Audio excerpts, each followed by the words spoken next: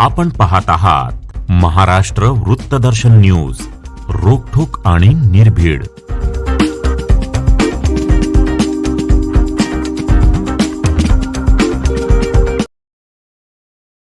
मिरजेत महापालिका दवाखान्याच्या ड्रेनेज चेंबरमध्ये 3 दिवसाचे मृत नवजात अर्भक आढळल्याने शहरात खळबळ उडाली आहे. या प्रकरणी शहर पोलिसांनी अज्ञात व्यक्तीच्या विरोधात गुन्हा दाखल करून तपास सुरू केला आहे.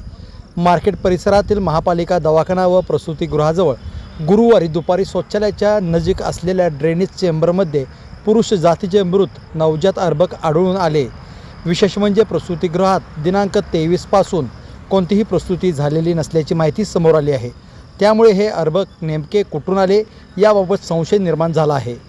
प्रसूतीनंतर मृत झालेल्या अर्भकाची कर्मचाऱ्यांनी योग्य विल्हेवाट न लावता ड्रेनेज चेंबरमध्ये टाकून दिल्याचा प्राथमिक संशय व्यक्त केला जात आहे. मृत अर्भकाची नाळ तशीच असून ते सुमारे 3 दिवसाचे असल्याचे सांगितले जात आहे.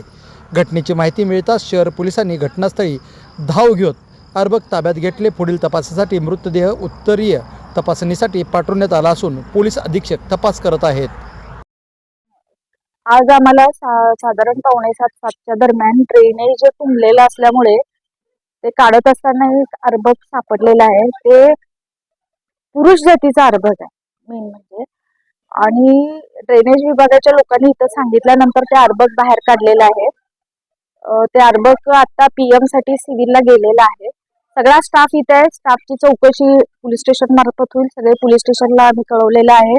जे रीतसर आहे ती चौकशी होईल, पण त्यानंतरच ते लक्षात येईल. त्यामुळं पुढची इन्व्हेस्टिगेशनच आपल्याला झाल्यानंतरच यावर भाष्य करणं योग्य होईल. पण आमचा स्टाफ तसं चांगलाच आहे. दिवस रात्र इथं 24 आवर्स स्टाफ असतो, नर्सेस असतात, ऑन कॉल डॉक्टर्स आहेत. तथापि नेमकं हे काय आणि कसं झालं याबाबतचा खुलासा सद्यस्थितीत तर मला करता येणार नाही. ज्यावेळेला डिटेल माहिती होईल तर त्यावेळेला आम्ही नक्की महापालिकेमार्फत करू.